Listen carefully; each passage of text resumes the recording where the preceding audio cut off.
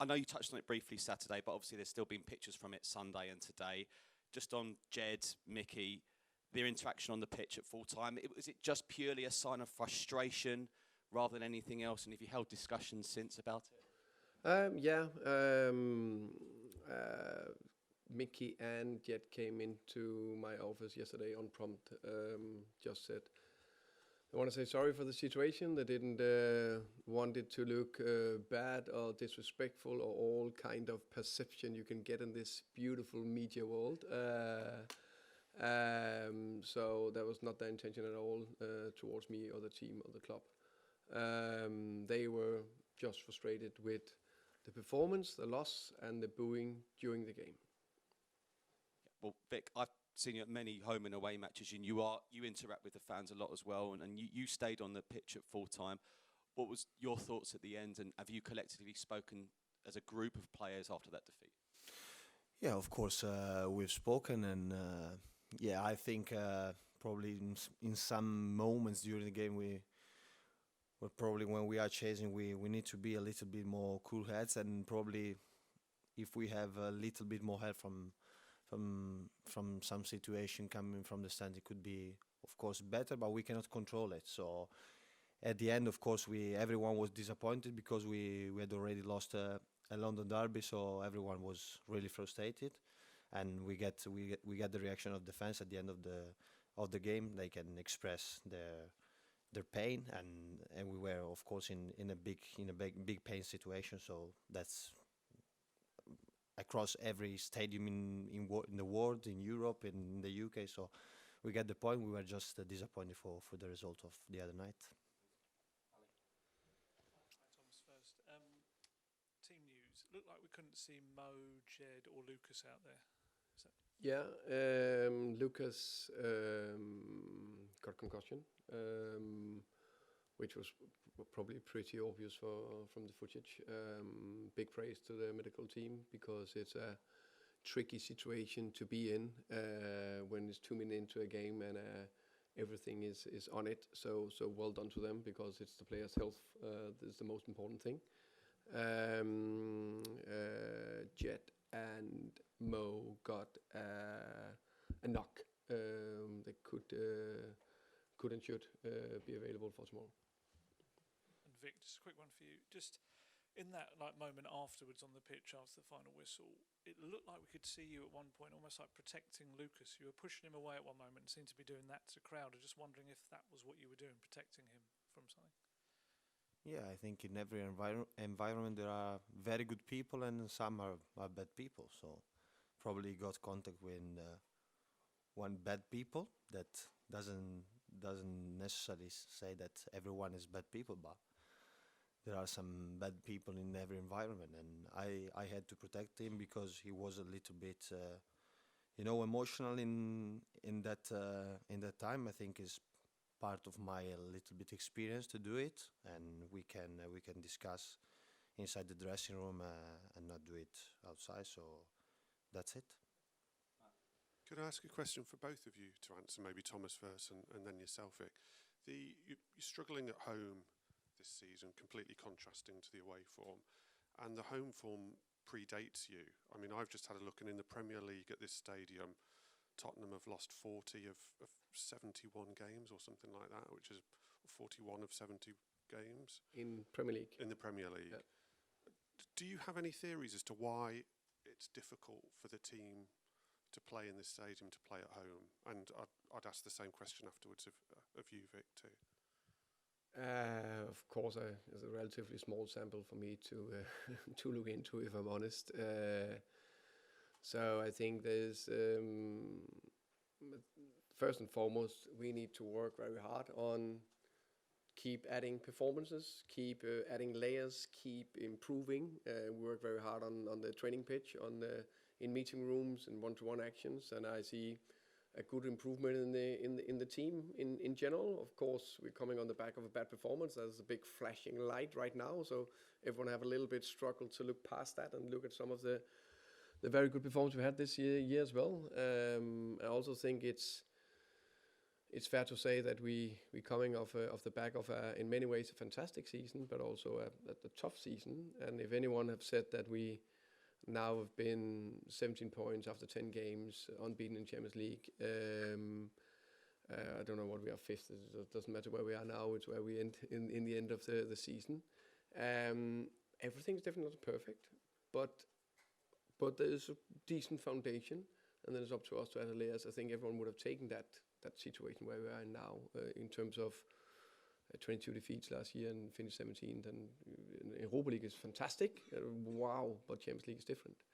And then I think I just want to get the point across. I think the fans were fantastic the first 30 minutes of the game Saturday night. I think the noise was incredible, and that carried us forward. It seems that was a little bit of a turning point when we conceded the goal, where we all get a little bit frustrated, which is natural. I think it's more than fair because we are in the performance business, and if we can't deal with the pressure or deal with the negativity or the criticism, we shouldn't sit here. Probably Vic and I, you play a little bit more football than me, but we're in the football world because we love the game, and we love to be part of something, and we love part of the team. We don't, it's nice with the big occasions, okay? It's not that, but we play because we love football. And then we've been growing, and then we have the big crowds. I think the fans was fantastic the first 30. And after the game, if we perform badly, and on top of that lost the game, more than fair enough to boo us. But during the game, we need a little bit of help. And especially when it's not going the right way. They can be the turning point. We were down 1-0, last 15s. Imagine they carry us over the line. We got a little bit unfair 1-1. What a feeling. That point can be the difference in the long season. Yeah, to be fair, I don't know which is the difference is probably in football is everything is related to a game that of course we didn't perform at our best, and we lost against a London team, so probably is seen also in a different perspective. But I think we can change things quickly starting from tomorrow, because also our record in European competition playing at home is a big one, is a huge one. I don't remember how many finger crossed games have we didn't lose at home for, I don't know, 19, 18 if I don't get wrong. So we go tomorrow. We have a big opportunity to turn this track in another way. Tomorrow is the best chance to try to do it. Just a very small one, Thomas. If the home form continues to be a bit of an issue, would you consider at all having the team train at the stadium? Some managers do that. I've not known a Tottenham manager do that. Maybe. I haven't thought about it. I'm always listening to good suggestions that maybe. Yeah.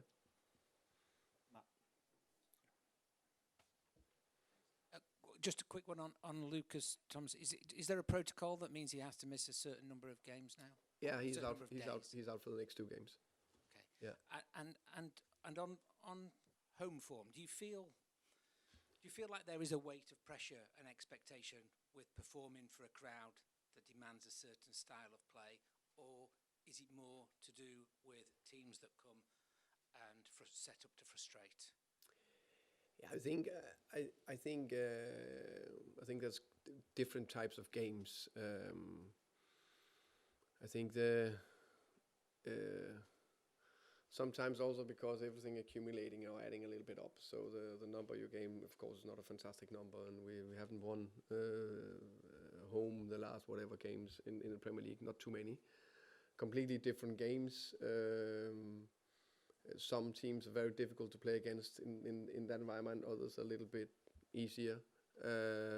Everything is difficult. But for example, Villa, I think very good competitive performance. Unfortunately, we lost. We just got on the wrong one, and we could easily have won that 1-0. And I think Saturday night is the accumulation of a lot of things. A big London derby. Always hope we beat them. We haven't won against them for a long time, and we didn't. So that's just added a bit. Hi Thomas. Hi. Just on Van der Ven and Spence, is it case closed in your mind? There won't be any kind of further repercussions from that in terms of selection or anything else, disciplining them?